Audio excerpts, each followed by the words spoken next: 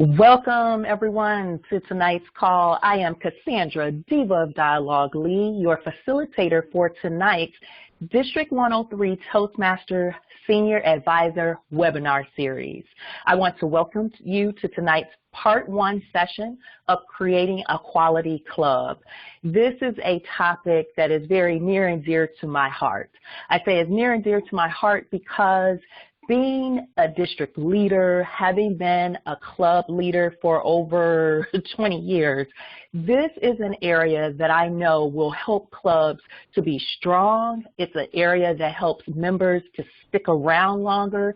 And essentially, it's the area that Toastmasters International challenges all clubs in the organization to pay attention to. So for tonight's session, Part 1 will give us an opportunity to delve in a little bit deeper into some of the areas that help with making our club environment a quality club environment.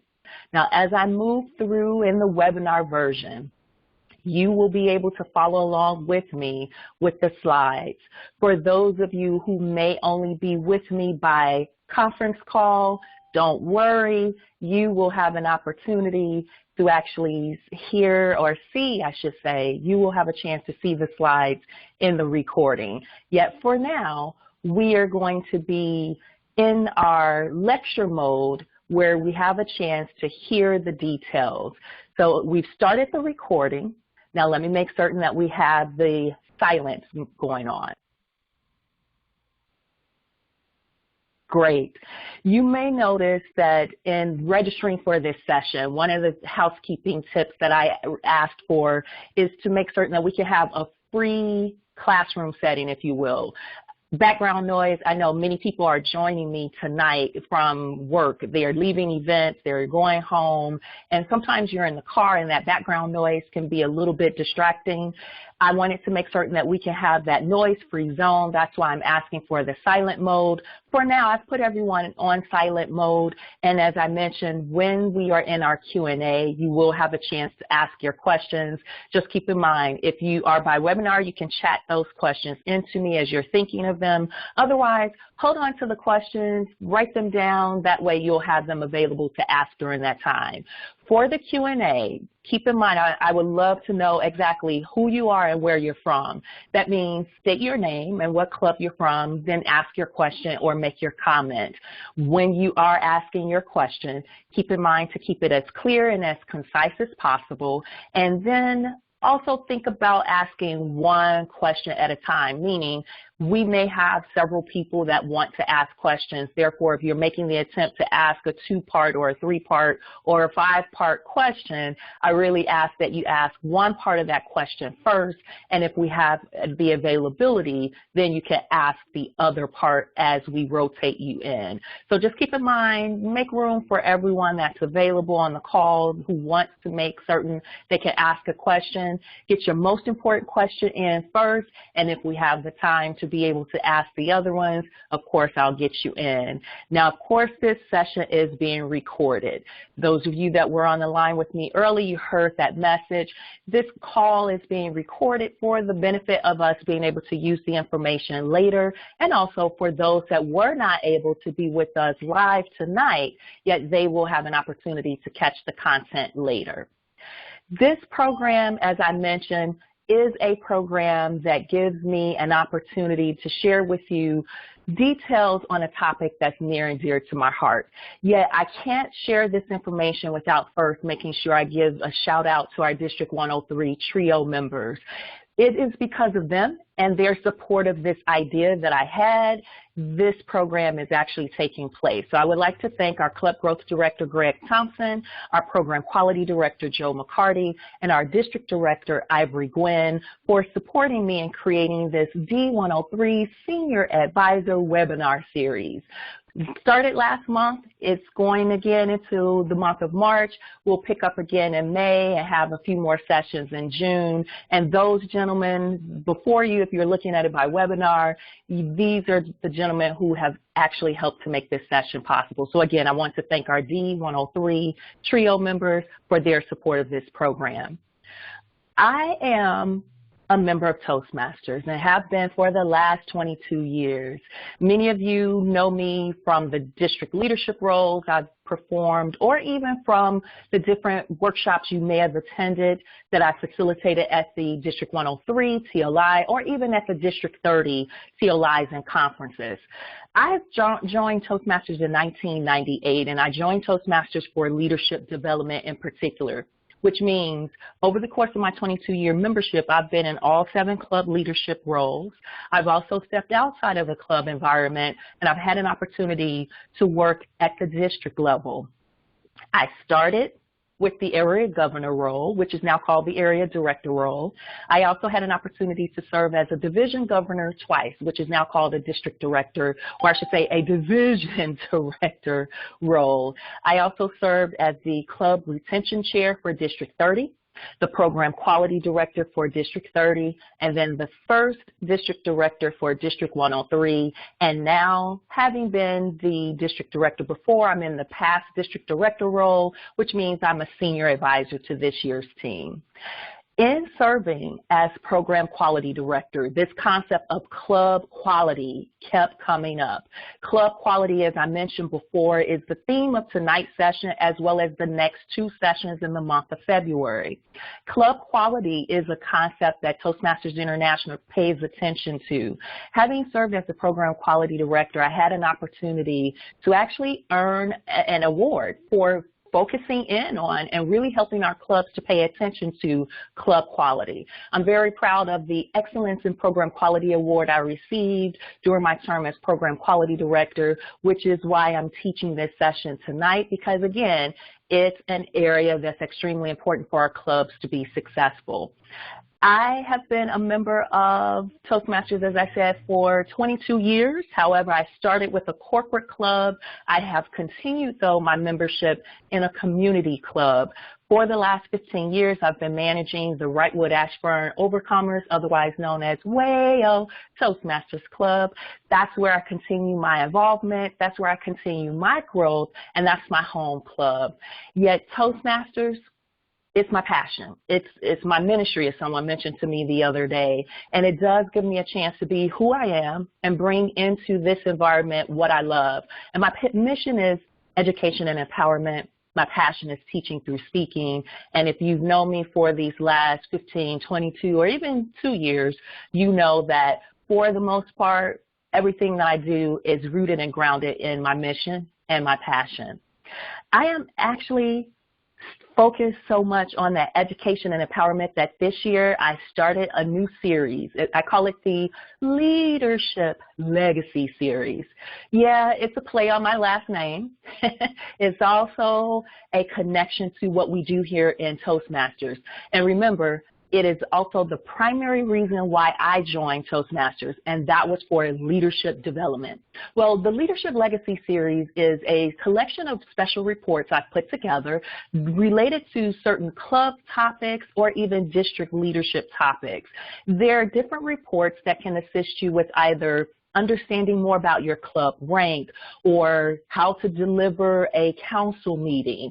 Different topics, depending upon your leadership role, you may find something for you. I say download any of those Leadership Legacy Series reports that were attached to the registration for this program. Any of the other sessions that are coming up, you'll have a chance to access the Leadership Legacy Series as well. And as I said, reports that come from my perspective, it gives some advice and guidance and some insight really on some of the areas that we as leaders in Toastmasters sometimes don't get a chance to delve into a little bit more deeply. I've taken the time to do that for you, and I've put it together in a nice, concise report. So feel free to download them at any point in time. One final point about me, and I say this is the next step for me. I mentioned I joined Toastmasters in order to develop my leadership.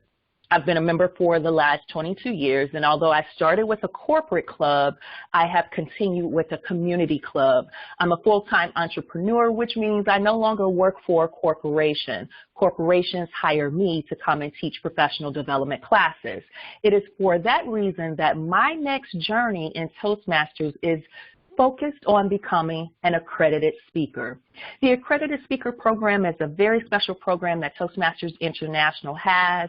It's the elite program for communicators, and it also gives those of us who are using our communication skills as a career to actually show what we have and become a part of the elite group. The Accredited Speaker Program we will teach more about in District 103 in future months, yet that is my next goal. I've done the leadership, I've done the district director. Now it's time for me to keep developing my communication skills. This webinar series is one of them, yet the Accredited Speaker is the next big goal that I have that I would like to achieve. Now, I think that's enough about me. And in that being enough about me and what the reason for this program and the idea behind this program, and as I said, I thank the trio for supporting it because it helps me with, again, sharing some information that I think will be extremely helpful for you. Now, as I said, this is part one of creating a quality club. Toastmasters International believes that this program helps us to, first of all, be able to focus in on understanding the importance of the member experience. The clubs exist for the members, and actually the members are the reason for this organization. Toastmasters International has charged every club to focus on and pay attention to the members, and tonight in this first session, we're going to take a look at the member experience. The next thing we'll do in this session tonight is we'll take a look at some of the key elements for having a quality club environment. As I mentioned before, having a quality club environment, it is important to have, however, it can be challenging to do. So in order for you to know exactly what it means in order to have a quality club environment, I want to make certain I reveal to you some of the key elements I learned when I was program quality director. It is these elements that I was able to assist clubs with focusing on in order to help them become distinguished or higher in that club year. And last but not least, tonight, we'll talk about the correlation between the member experience and how it ties into the Toastmasters mission statement as well as the Toastmasters values. We know this organization exists for a reason, and we also understand there's a connection to the members.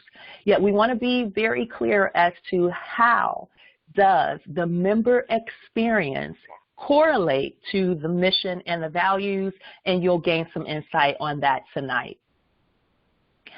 As I said, first thing we will do tonight is talk about the member experience.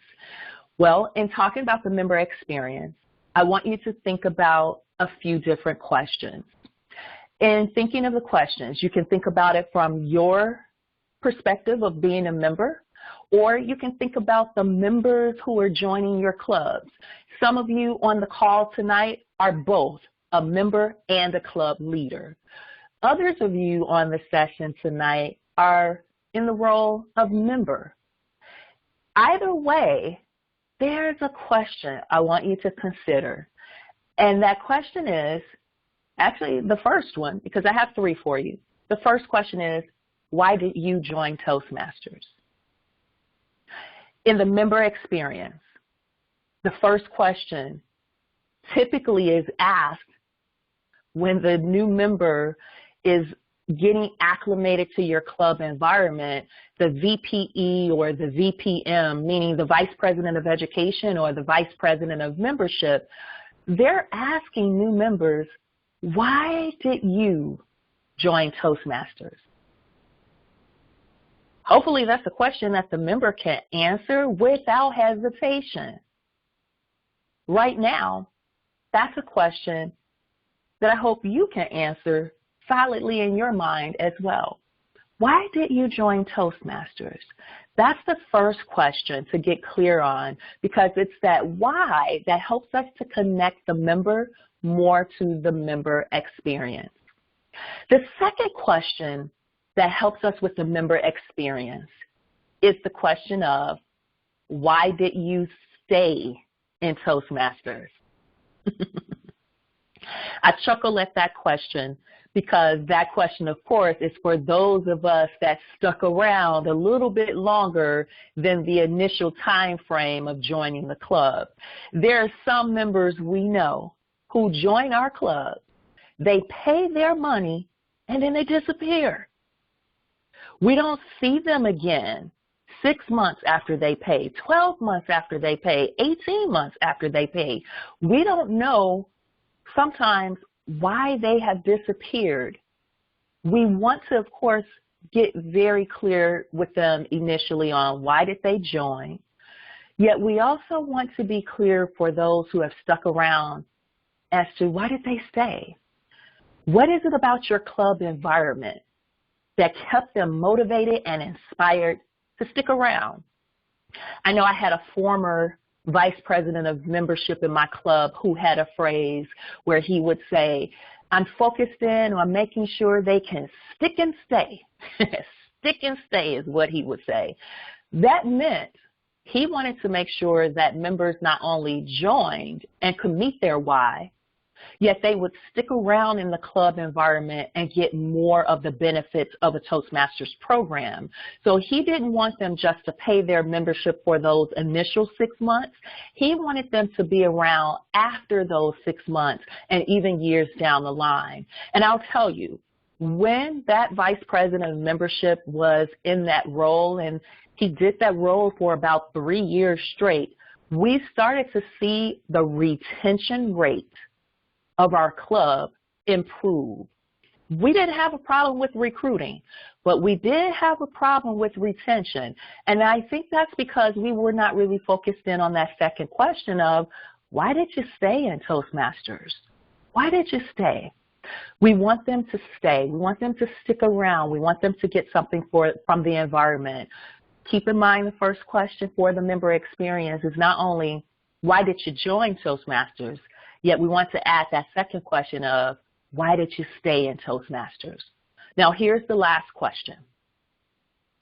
For the member experience, get your members thinking about what's the greatest benefit they've gotten from their Toastmasters experience. What's the greatest benefit they've gotten from their Toastmasters experience? I know with the Toastmasters experience for me, because I've been a member for over 22 years, I've had different benefits over the course of my journey with Toastmasters. The number one benefit, of course, is becoming more confident in my abilities to lead. The other benefits, though, have been the various opportunities that I've had, the chance to grow my speaking skills, the opportunity to strengthen my training skills, the core opportunity to boost my confidence and remove the fear of leading projects and leading teams. It's been a variety of benefits that I've received, and I've been able to use those benefits outside of the Toastmasters environment for other opportunities. As I said, I'm no longer in corporate America. However, when I got started in Toastmasters, I was. It was in corporate America where I was encouraged to develop my leadership skills for the position I had. Thanks to that encouragement from my manager, I was able to move from my admin position or my administrative professional position and move into management. It was because of the comfort level that I gained for being in the Toastmasters environment and serving as a club leader and becoming a district leader. Those opportunities gave me the confidence that I needed in order to take on the manager roles that I had while I was in corporate America. Great benefits, great benefits. I was able to parlay those into opportunities outside of Toastmasters. And I think we have to become accustomed to figuring out a way to ask our members these different questions from time to time. Usually at the start of a club year, that's a good time to ask all three of these questions. That means in July, that first month of the brand new club year, is a good time to get everybody thinking differently about that year's involvement in Toastmasters. I typically let my members know, hey, in this club year, we have 2 dual cycles. to-do cycles, and it depends upon what's going on in your life. You will either be around for both, or you might only be around for one. However, you'll have at least 6 months to get something from this program. What is it that you want to make certain you can walk away from this program with if you have to leave the program? So think about being active. Now, why did they join Toastmasters? That's getting to the heart of what prompted them and inspired them to join your club in the first place. Why did you stay in Toastmasters? That's giving you some insight into what is it about your club environment that kept them encouraged to be a part of Toastmasters? And then help them to think about what their greatest benefit is that they've received from being in Toastmasters. We don't want them to lose that benefit because, again, they can parlay that outside of the Toastmasters environment. And, of course, that's exactly what Toastmasters wants us to do.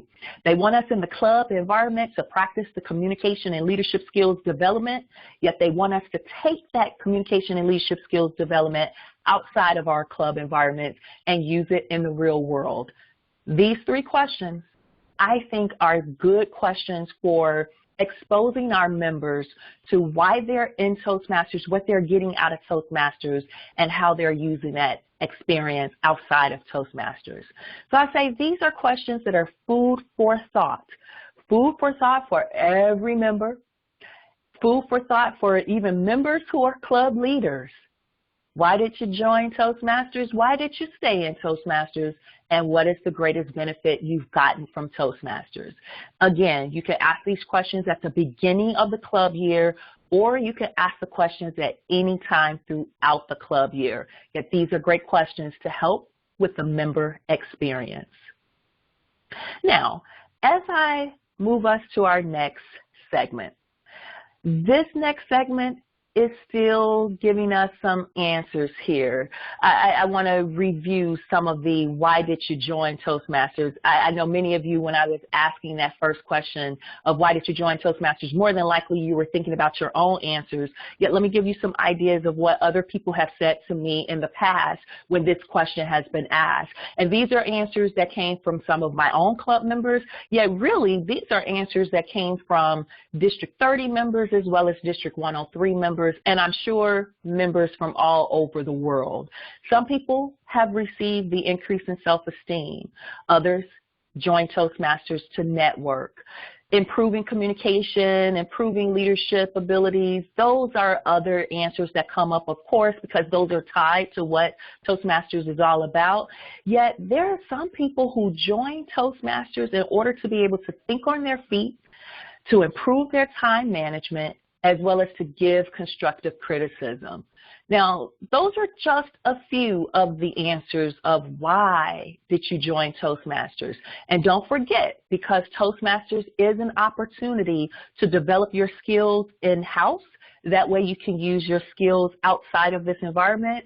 There are many people who join Toastmasters for advancing their career, or career advancement, as I would like to say.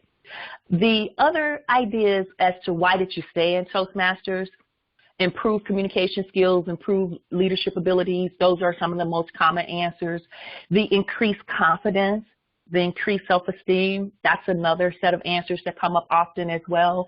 Yet people say they stay in Toastmasters because they are able to overcome their fear of public speaking. So other people say they stay in Toastmasters because of the friendships they've developed thanks to the networking that they do. And then other people say they have stayed in Toastmasters because it's a supportive environment in which to take risks, amongst several of the other answers that are provided. Yet think about these being good answers as to why some of your members might stay in your club, or even as to why they joined your club in the first place. And I'm sure as I've gone through both lists giving you examples so far, you have recognized some of your own answers as well. Yet why did you stay in Toastmasters? Those answers are as varied as why did you join Toastmasters. Yet let me give you a few examples of the last question. Now, remember that last question was all about what is the greatest benefit you've gotten from Toastmasters? The top 3 answers that tend to come up with the number 1 being career advancement opportunities, the second being more self-confidence, and then the last being belief in leadership abilities. Now, those are not the only answers out there, I'm sure, yet these are some of the top answers that I've been able to record over the years, as I've said, that this question has been asked. What is the greatest benefit you've gotten from Toastmasters? Your answer could be added to this list, and I'm sure your answer won't be limited to the career advancement, self-confidence, or the belief in your abilities. Everyone has a different reason. We simply want to make certain when we work with our members that we are able to connect with them and help them to figure out their why. We're able to help them to figure out what they're also getting from the program. Again, 3 different questions that give you food for thought, 3 different questions you can use to give your members food for thought. Yet keep in mind, members are joining Toastmasters for a reason. What is that reason? And how will they use that experience outside of the club environment, or what benefits will they get? You want them to connect with those answers as often as possible, and once a year is always a good time to get them thinking about those questions. Questions. Food for thought. Lots of questions on the mind. I know that as we move through this segment here, there is a question I have for you, especially if you're a club leader. I want you to think about, again, still the member, but I want you to think about it from this standpoint. What are the top 3 most important experiences you want your members to experience through Toastmasters? Now, let me state that question again, because I'm wanting you, especially if you are in a club leader role, I'm wanting you now to put on an extra hat. We always wear our number 1 hat of being a club member. So why did you join Toastmasters? Why did you stay in Toastmasters? And what benefits have you gotten from Toastmasters? Oh, those are all questions for us as a member. However, for those of us who are club leaders, we want to take that question process to the next step, and we want to think about what are the top 3 most important experiences we want our members to experience from our club environment. And again, that question helps us as club leaders, because as club leaders, we are the one that really are charged with making sure our clubs can have a quality club environment. If our clubs don't have a quality club environment, our members won't grow and they won't have the benefits that they can receive and use outside of the Toastmasters environment. Again, club leaders, think about this question. What are the top 3 most important experiences you want your members to experience through your Toastmasters club?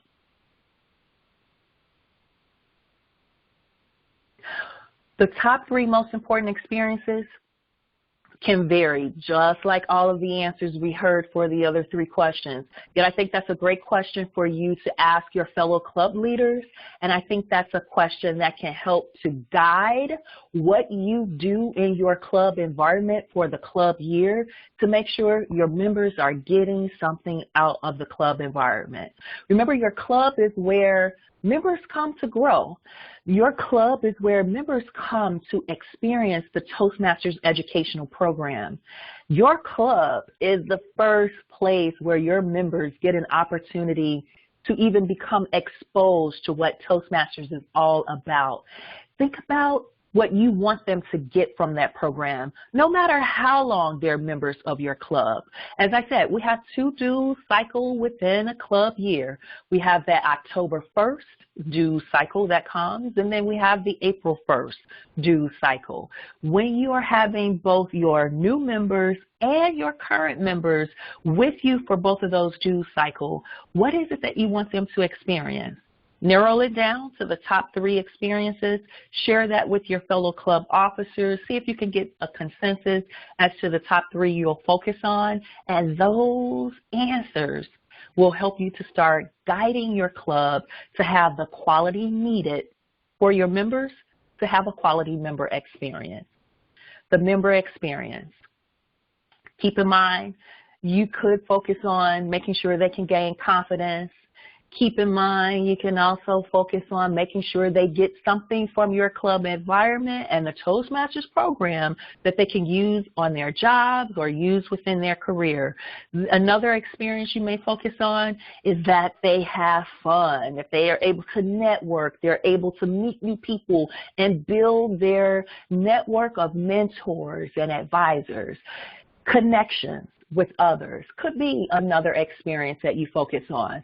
However, the choice is yours. It really is up to you. It's really up to your members, and it's up to your club leaders as well. I say work together with your fellow club officers in coming up with the top 3 experiences, yet remember that at the basic level, we are all members, and we all want to experience a quality club environment.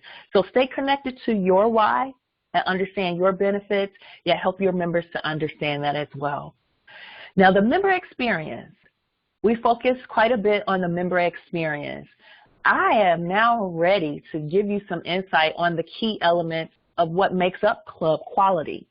As I said, having been the program quality director for District 30, club quality was extremely important for me to focus on. Again, I was the program quality director. That meant I had to be very cognizant of making sure club officers were being trained. I also had to make sure our members were achieving educational awards within the Toastmasters program. I had to keep track of which of our clubs were actually achieving goals in the Distinguished Club program.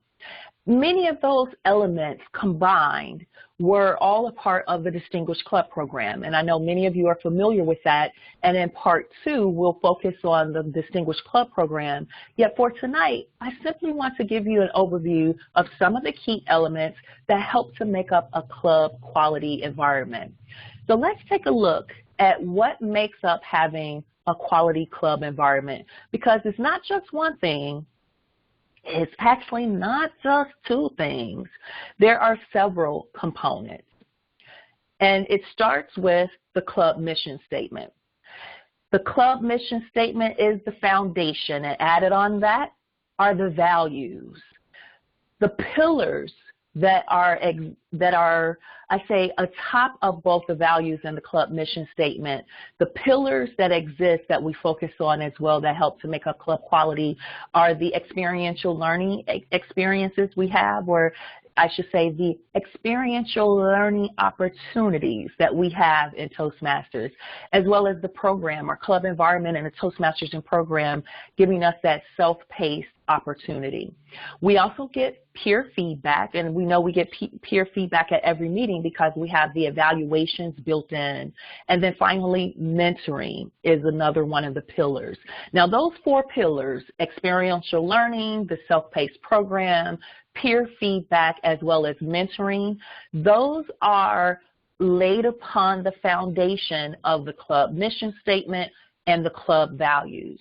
Now, added atop all of those are the moments of truth as well as the Distinguished Club program. Now, as I said, later we'll focus on the Distinguished Club program and moments of truth, meaning we won't cover those in tonight's program because it's so in-depth. So that's why I'm dedicating a club quality session to those aspects only. For tonight, I want to look at, though, the 4 pillars of experiential learning, self-paced program, peer feedback, and mentoring, as well as the values of Toastmasters International and the club mission statement. We know that being in Toastmasters, the club mission statement and the values are something we hear often. We get a chance to recite the club mission statement at every meeting. We also get reminded about those values based on the programs we do, the products we purchase, or even sometimes our members who deliver speeches on the values. Yet we don't always talk about the 4 pillars. And those 4 pillars of experiential learning, the self-paced program, peer feedback, as well as mentoring, those are part of the environment that helps our clubs to have club quality. So why don't we take a look at each of those individually to gain some more insight. Now, I mentioned at the foundation of having a quality club environment is the club mission statement. Several of your clubs are reciting that club mission statement each and every meeting. Whether it's your sergeant at arms or it's your club president, you could perhaps even have your Toastmaster recite it. And then some clubs, it's every single person in the room that's saying it out loud. Yet at every single meeting, members and guests get reminded as to why that club exists. We know that the club mission statement says, we provide a supportive and positive learning experience in which members are empowered to develop communication and leadership skills, resulting in greater self-confidence and personal growth. That's the purpose of our clubs. Our clubs give us the opportunity to help our members experience growth for both communication and leadership. Our clubs help our members to experience empowerment, to experience greater self-confidence. It's our clubs. Your club environment. Is your club environment actually meeting the mission statement of the club? If you find that your club environment is not meeting the mission statement of the club, start having a conversation with your members or your club leaders and see what can be done to adjust what's happening in your club environment to make certain, at a minimum, you're meeting the mission statement of your club. And keep in mind, again, your club is supposed to exist. Your club does exist in order to provide that supportive and positive learning experience in which your members are empowered to develop communication and leadership skills, which results in greater self-confidence and personal growth. If they're getting that from your club environment, that's a thumbs up to you. If they are not getting that from your club environment, you at least now have an idea as to where to start. Now remember I said Toastmasters International wants us to have a quality club environment, and they let us know at the foundation, following and meeting the club mission statement can help us with giving our members a quality club environment.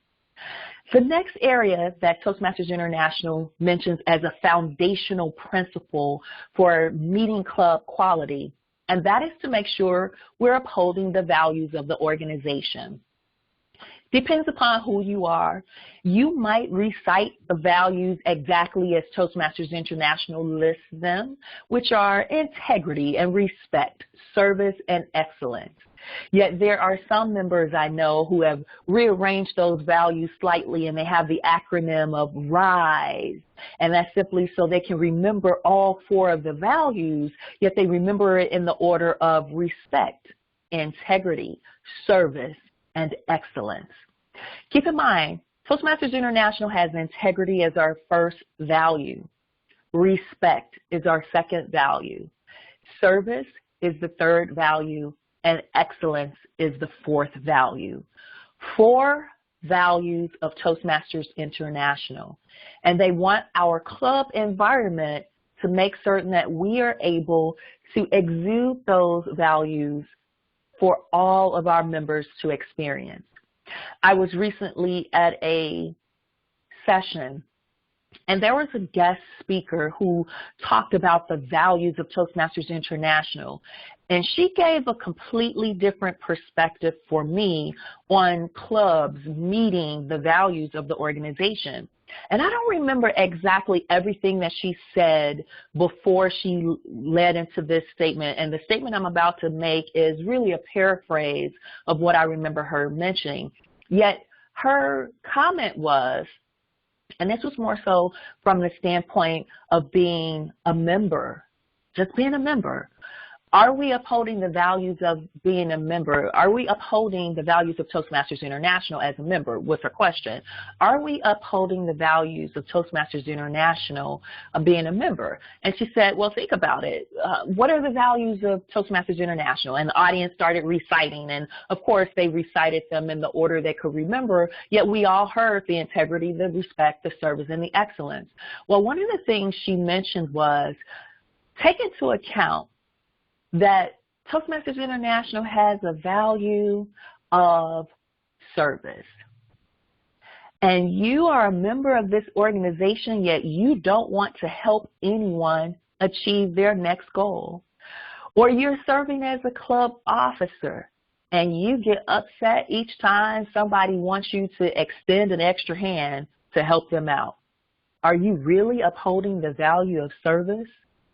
She went through a few of the other values as well, giving examples, such as integrity, I think was one of her examples she mentioned was, with integrity, doing what you say you will do is a brief way of defining integrity.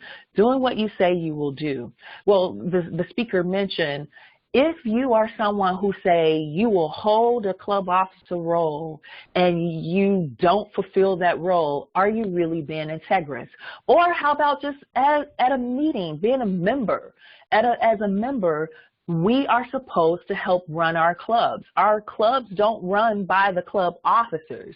The club officers manage the club, yet the club members run the club.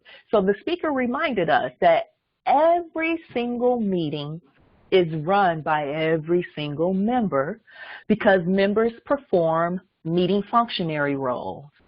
And did you tell your members, your fellow members, that you would at the next meeting serve as a Toastmaster or be someone's speech evaluator, and then you canceled out?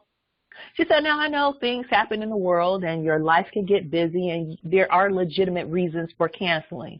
She said, but she has been in the organization far too long and she knows that many times people cancel simply because of fear and they don't fulfill their role. She said, well, keep in mind, if you don't fulfill that role, you're not really being integrous. You're not exuding integrity. I bring that example up to say, when we talk about the values of Toastmasters International, we many times say those values and we put them out there. You know, they're so grand to think about and to recite and to say we have. Yet that speaker forced us as members to think about how we are on an everyday basis, or I should say on a meeting by meeting basis, how are we living out the values of the organization? Now, I remember I said at the foundation of having a quality club environment is the club mission statement. On top of that is being able to follow the values of the organization. I loved hearing that speaker talk about the values of Toastmasters International because she forced us again as members to think about how are we upholding the values? Are we demonstrating integrity? Are we showing respect? Are we exuding service? And do we demonstrate excellence? Those four values are values to review how you and your members are exhibiting them in your club environment. And remember, those are foundational principles to incorporate when you're looking at building a club environment. And of course, we know that life happens and every single meeting you won't have everybody there because someone will need to cancel for whatever reason. However, you do have members in your club environment who get up every time to deliver a speech and they're not doing it at the level of excellence. You also have members who are leaders of your club and they don't have respect for your fellow members. So keep in mind, where are there adjustments in your club environment that can be made? And of course, it starts with us as individual members thinking about how do I represent each of the four values of Toastmasters International in my active membership in my club environment. If you could ask that question of yourself and also get your members to ask that question of themselves and answer it, you'll at least start to see where adjustments can be made. So keep in mind, follow the mission statement and follow the values of the organization. Now let's look at what they put on top of those two foundational principles of the mission statement and the values. Let's start looking at the 4 pillars. Now, the pillar of experiential learning is the first pillar.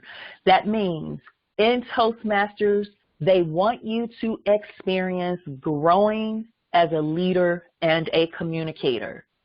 You get the first-hand opportunity through your speech projects, through your leadership projects, to actually begin to develop those skills. Now, of course, this environment, which is a safe environment in which to test out growing as a communicator and leader, that's what they want you to have. They want you to have that safe environment, yet they don't want you to limit your exposure to your communication and leadership growth only in this environment. They do want you to be able to take that outside as well. And when I say outside, meaning transfer that experience to the real world. Get your experiential learning in your club environment. Take on club leadership roles. Take on certain projects in your club. We know that the members lead the clubs, which means there are club environments that need a lot to be done in order for there to be a quality club environment.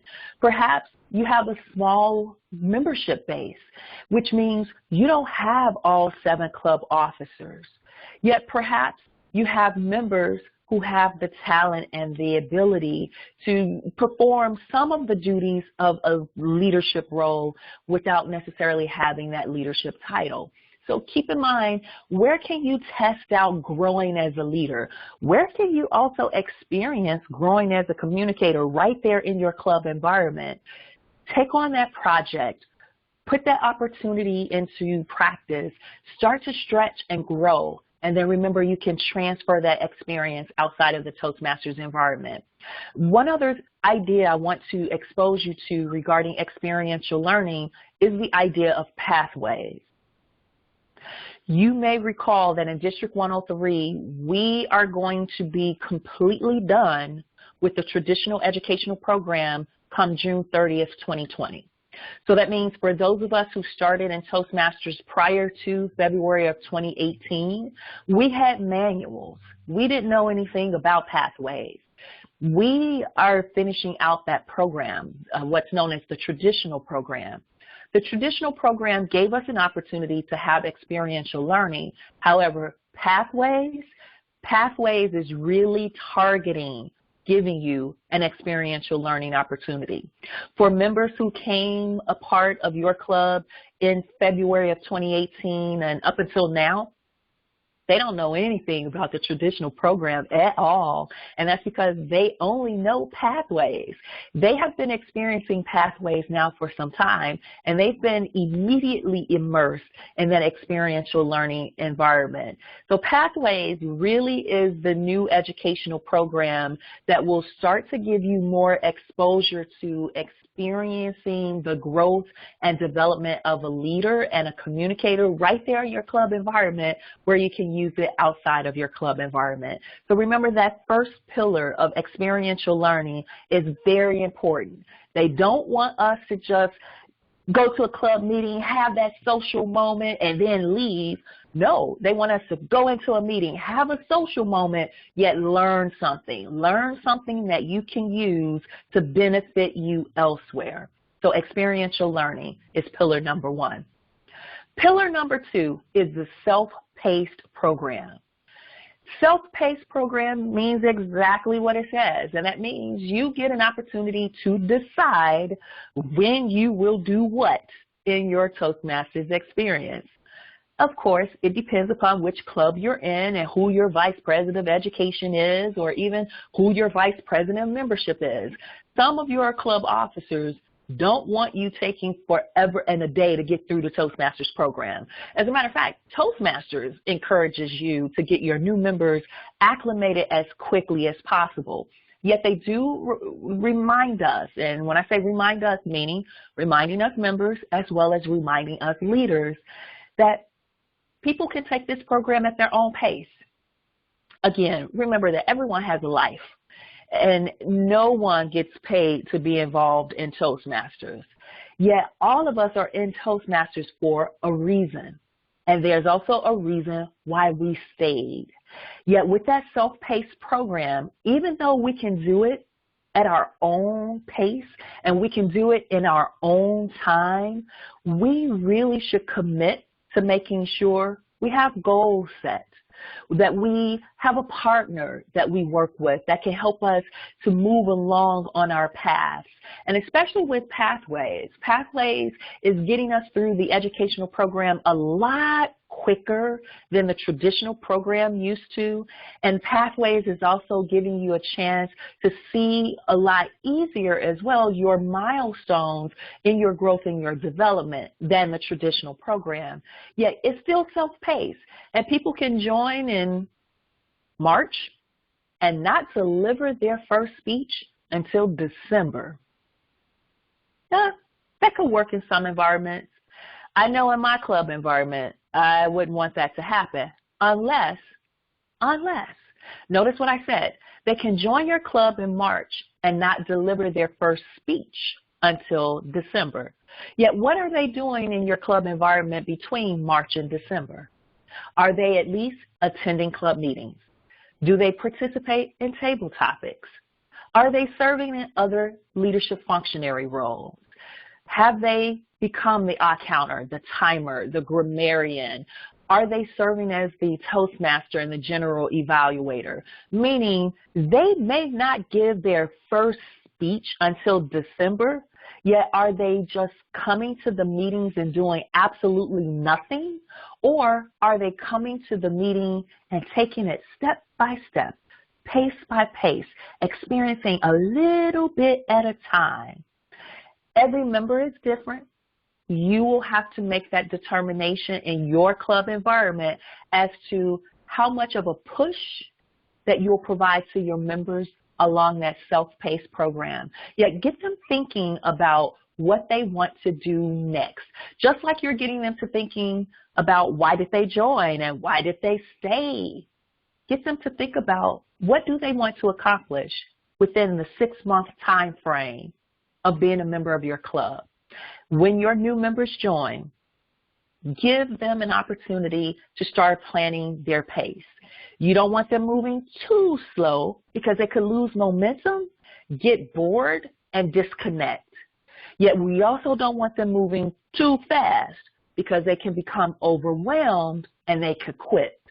You want them to at least get what they came to your club environment for, yet help them to set a plan that's a pace comfortable for them to follow, where they can at least get something from the program.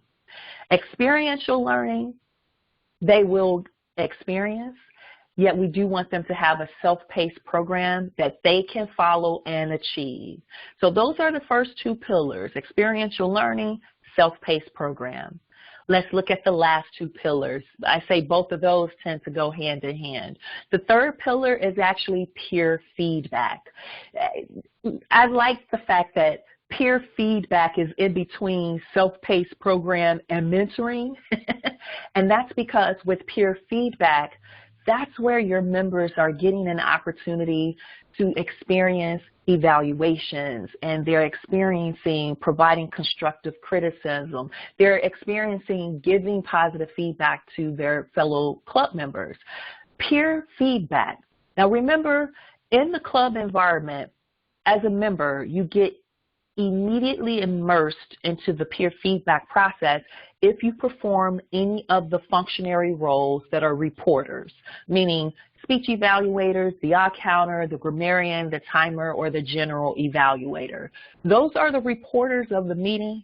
Those are the meeting members who are giving peer feedback. Speech evaluators, that's the role that most people think of first and foremost when we talk about peer feedback. However, an counter They're listening to how you're speaking. They're counting the number of ums and ahs you're speaking, and they're delivering peer feedback to you as to your crutch words, how many you had, and gives you insight as to what you can do to remove them. The grammarian. The grammarian is also giving you peer feedback. That grammarian is listening to how well you speak, how well you constructed your sentences. If you had a lot of run-on sentences and anything that was distracting to the ears of your listeners. The grammarian is providing you with peer feedback each time they deliver a grammarian report. Your timer. Oh, that's an easy peer feedback role to fulfill, especially for a new member. They get an opportunity to time you with your table topics, your speeches, as well as your speech evaluations.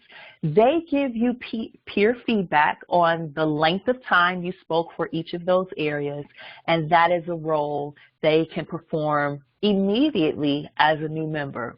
And of course, you can also add in the general evaluator, the speech evaluators as well, because they too provide the peer feedback as well.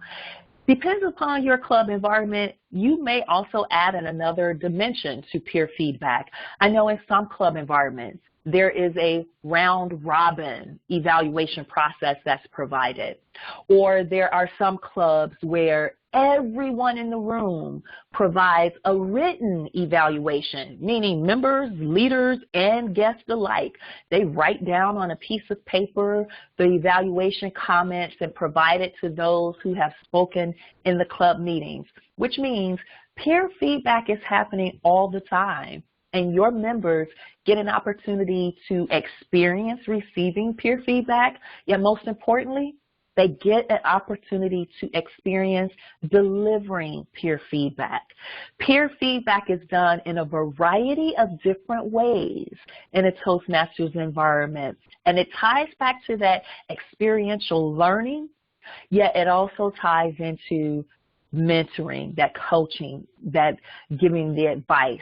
So keep in mind, peer feedback is the third pillar of our club environments. We want the club environment to be a quality club environment, which means it should have that experiential learning component.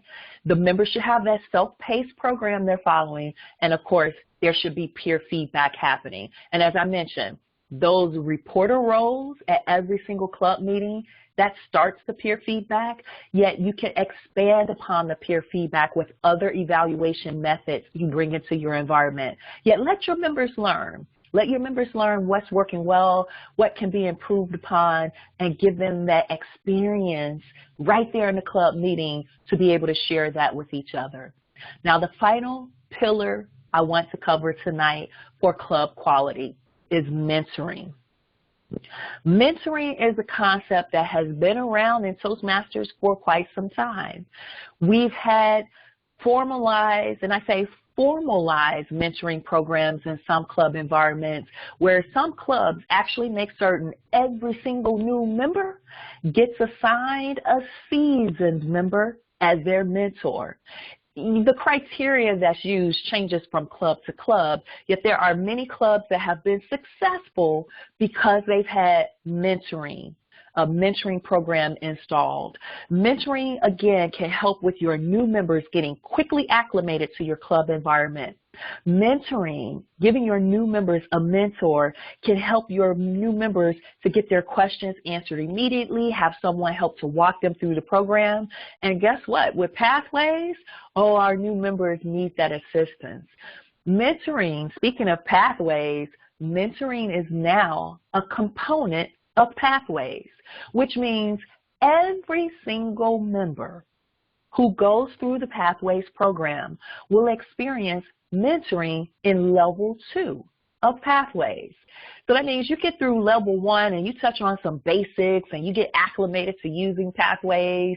Yeah, when you get to level 2 introduces you to mentoring. Mentoring ties us back to, again, the values of service and the values of respect and even the values of excellence and integrity. Yet keep in mind, mentoring is done effectively when your members have someone that is there to help support them. If they have that support, They then can grow, they can develop as both a communicator and leader, and your club can thrive.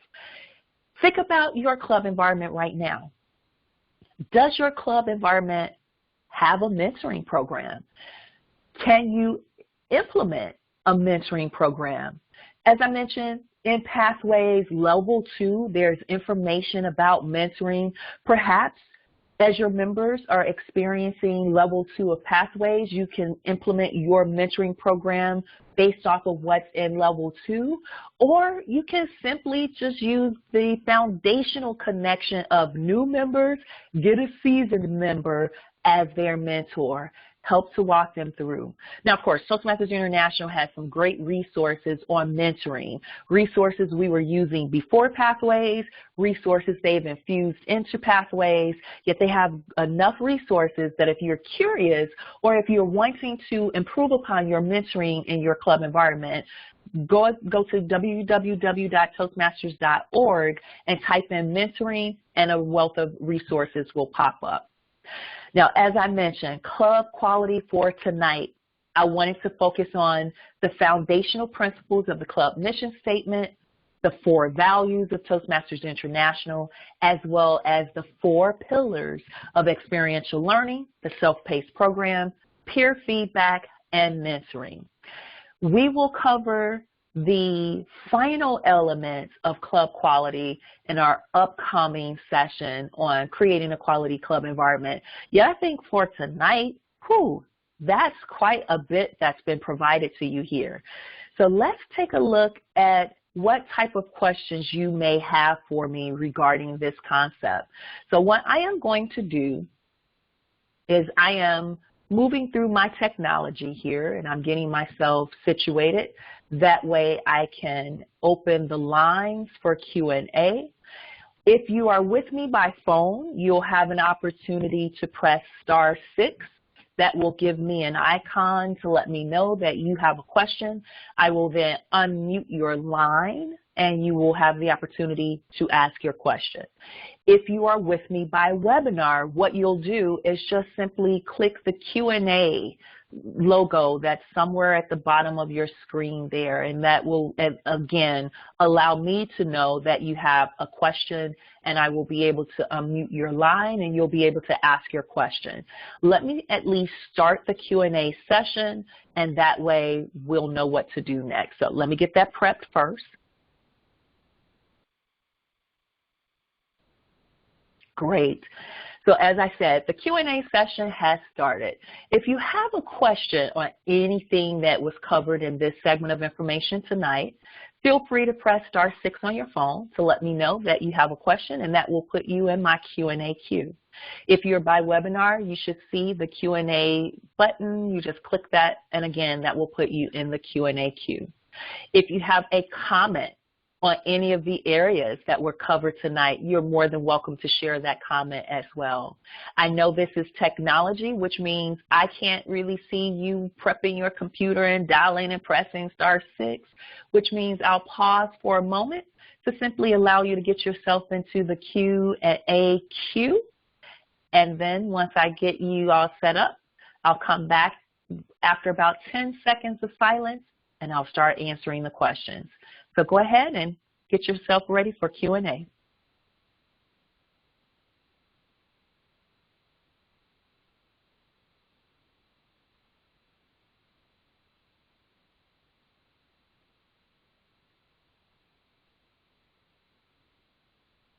Great. Thank you for prepping yourself. As I'm looking here, it looks as if the content you were able to digest. Seems as if information was clear. I am not seeing any questions or any comments at this time. Keep in mind the Q&A is open, and you do have an opportunity to put your Q&A in there. I'm just going to look really quickly. I don't see any questions in the chat, so that's great. I am going to make certain that if you have any questions, feel free to ask them. Put yourself in the Q&A queue by pressing *6. In the meantime, I'm going to give you some insight on what's coming up in District 103. I know many of you are checking your junk mail folder, and you're seeing quite often, almost every other day in the week, District 103 is sending you information on upcoming events. You know, District 103 is in a busy season. When are we not busy, right? We're at the district level. There are so many events that we must perform on behalf of our clubs, which means that currently we are engaged in several upcoming events that we want you to know about. Of course, you're getting emails on them, yet I just want to bring your attention to them in case you're not seeing those messages in your junk mail folder. Right now, we're in February. Can you believe that January has gone already? Well, we are in February, and our area contests are happening, which means any of the club winners of your club table topics and international speech contests, they have gone on to the area level. Some of the area contests are still happening, and we will have until February 29th for all area contests to occur. Once the area contests are over, we'll move into our division level contests, and that date I'll provide you with in a moment. Speaking of February 29th, that is the last day for club officers to be trained. Remember when I said I was Program Quality Director for District 30? That was one of those areas I had to pay attention to. Are your clubs getting trained? Did your club officers attend training in round 1? Did your club officers attend training in round 2? Toastmasters International wants our officers to be trained twice a year. I was responsible for making sure that happened when I was Program Quality Director, and this year, Joe McCarty is the individual that's responsible for that. Joe McCarty, Ivory Gwynn, they have been on a mission of making sure District 103 has several club officer training sessions that are occurring. Now, we're in the month of February, which means the season for getting trained as a club officer is nearing its end. Please check your emails. I do not know those dates off the top of my head. However, I do know they have an email that just went out over the weekend, and I'm sure there's another one that will be coming out within the next week. They are letting you know the final club officer training sessions that will be happening in District 103. Sure, if you're in another district and you want to get trained in another district, you can do that, yet let us know in District 103 so that way your club and you in your club officer role can get credit here in District 103 for that. All club officers must be trained by February 29th for the second round. Make sure you check your club officer training status in the Distinguished Performance Report to make sure that any of your club officers that went to training, that they did get the credit for attending training. March 1st through March 31st. Now, that's the month of our division contest. Division table topics and international speech contests will all happen in the month of March. We have 5 divisions here in District 103. All 5 of those divisions will have their division contests on different days within the month of March. That means if you had a club winner that also won the area contest, they will then move on to the division contest. Good luck to all winners, and just keep in mind that March is the month for division contests. March is also a month for a special program that District 103 is doing entitled District 103 Educational Forum. Training from Toastmasters with a real-world twist. This is a special training program for our Toastmaster members and our non-Toastmaster guests, meaning people outside of Toastmasters can attend this event as well. We are going to feature our District 103 preferred trainers, and the preferred trainers were individuals who were selected from our October Train the Trainer program. We will get an opportunity to see them live and in action delivering an actual training program, which means they're going to put their training skills to use, and they're going to teach us actual topics we can use outside of Toastmasters. We're going to have topics such as PowerPoint presentations and emotional intelligence, as well as communication styles, and even goal setting and vision planning. You will have a chance to use the information that you learned from the D103 preferred trainers in Toastmasters, yet really outside of Toastmasters, which means if you know of anyone who would like to improve their PowerPoint skills or learn more about enhancing their emotional intelligence, tell them about the event on March 7th. I know there is a message that is going out weekly for this program. Again, more than likely the message is hitting your junk mail folder, so stay tuned for that message. And there is a slight nominal cost for that fee because, again, this is a special program, it's special educational training, yet it is open to you as a Toastmaster, and it is definitely open to any of your family, friends, and colleagues outside of Toastmasters who could benefit from the training. There is a registration link in that announcement, so when you open that email from District 103 Toastmasters, it will give you the registration link for the D103 Educational Forum. Whew. I only told you about a few of the events, and there are still a few more to come. Now, as I mentioned, more than likely you're getting emails on these messages already that you've more than likely earmarked. So, for instance, there's something that's coming up that you will receive a message on soon, and that is for anyone who wants to step outside of their club environment and become a leader at the district level. The District 103 Deck Open House is going to occur on March 21st. And what that simply means is the District Executive Council, which meets once a month, is going to open up their March deck meeting to give you an opportunity to see firsthand what it means to be an area director, a division director, or any other leader at the district level. Some of those district leadership roles, I should say, actually had nominations submitted. Nominations closed on January 31st for the division director role, the program quality director role, the club growth director role, as well as the district director role. Well, that is now over. However, we still need leaders at the district level to be at the area director level, the public relations manager level, the administration manager level, the finance manager level, the logistics manager level, and many, many other leaders as well. So perhaps not being the lead of the team, but you would want to be a part of the team, such as PR, the public relations team. We need several people on that team. Come to that Deck Open House to find out more about being a leader with the district. So the Deck Open House is open to anyone who wants to become a district leader outside of their club environment. April 4th is a deadline I want you to be aware of. You may know that we have our conference that's coming up, and our last three announcements for our upcoming District 103 events are all tied to our annual conference. So we have April 4th, April 6th, as well as April 24th and 25th. Now, April 4th is the deadline to submit a photo of you and your club leaders or you and your division team having a fun photo that's demonstrating you and your members having a good time with your club banner, or I should say your club banner should be in the photo, and it can be a fun picture that you have, meaning become a part of the virtual banner parade.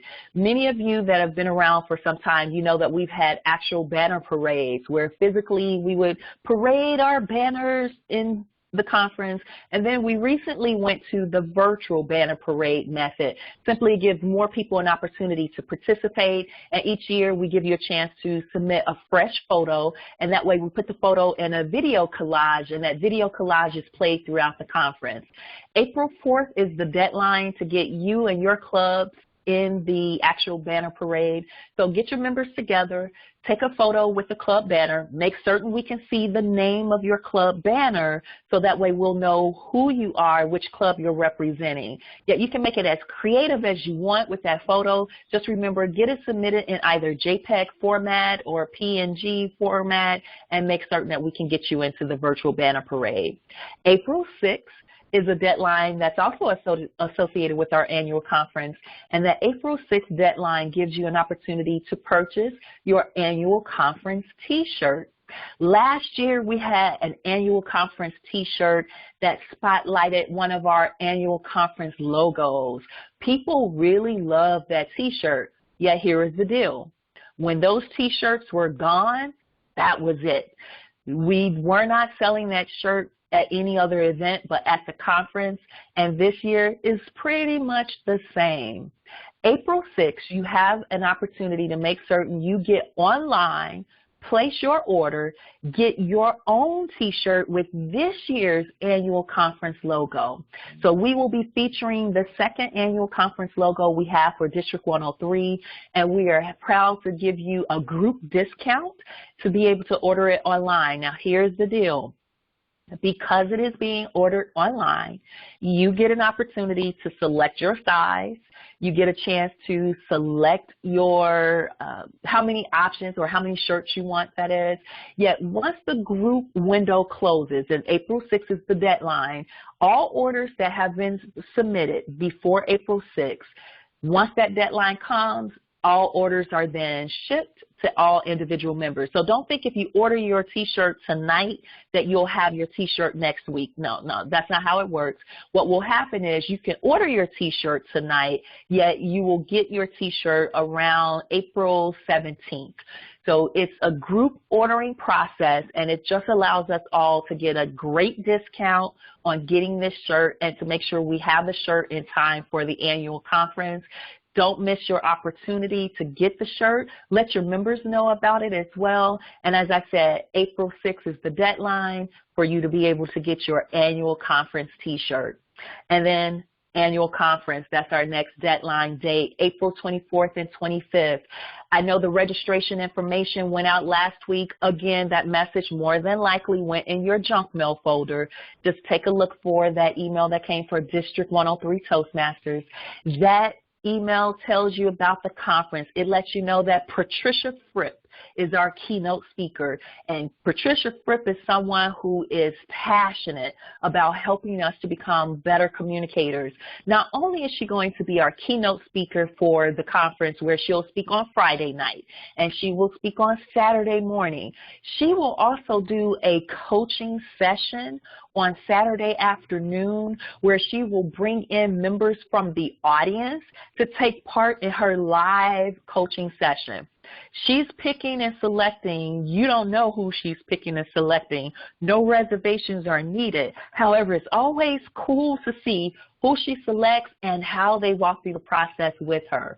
Patricia Fripp is our keynote speaker for our annual conference. The annual conference is also featuring other activities. Besides the virtual banner parade, we will have our Achievers reception on Friday night. All winners of the division Table Topics contest will compete on Friday night at the district conference. Saturday, the international speech contest will happen. Yet on Saturday, we will also have our annual district council meeting. So any club presidents and club vice presidents of education, we're looking for you to be with us for the business meeting. There will also be educational workshops on Saturday, and there's so much going on Saturday. My head is spinning with the agenda. Keep in mind, all very specific details for the annual conference have been emailed, and more emails will come. Right now, we know the day, we know the location, which is the Embassy Suites Hotel downtown on Columbus Drive. We also know that Patricia Fripp is our keynote speaker. We just had our RFPs for speakers, meaning people who wanted to deliver workshops at the annual conference. That deadline just closed out on January 31st, which means we will be learning very soon which of our members will be presenting workshops at the conference and which workshops they will be presenting. So, of course, stay tuned to your email, stay tuned to your junk mail folder in particular, because that's where that email will go. February 11th is our next session, and as I mentioned, that session will give us a chance to focus on part 2 of Club Quality.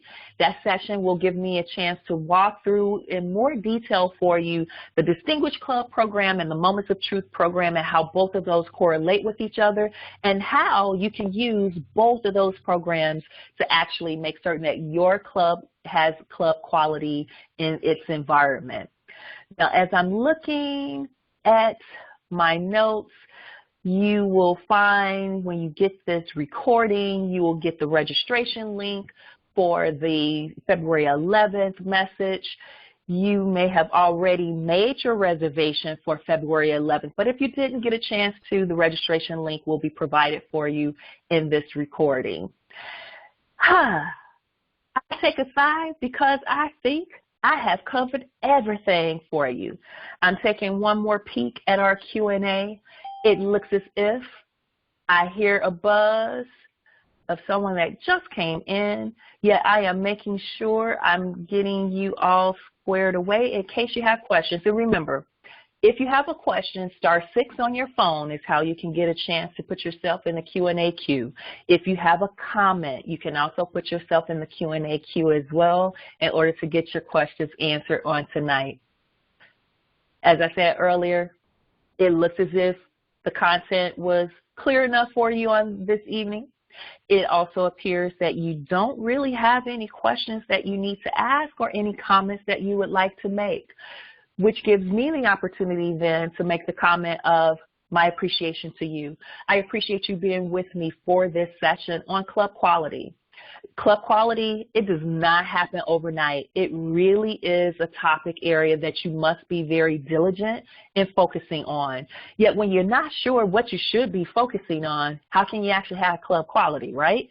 Tonight, you at least gained some insight on what makes up club quality. We know we want the members to have a good experience.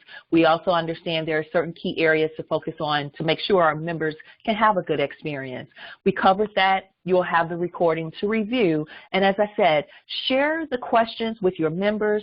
Share the questions with your fellow club officers. With your club officers, look at how you're using the mission statement, the values, the self-paced pillar, the experiential learning pillar, the peer feedback pillar, as well as the mentoring pillar in your club environment. Those are areas that you can adjust.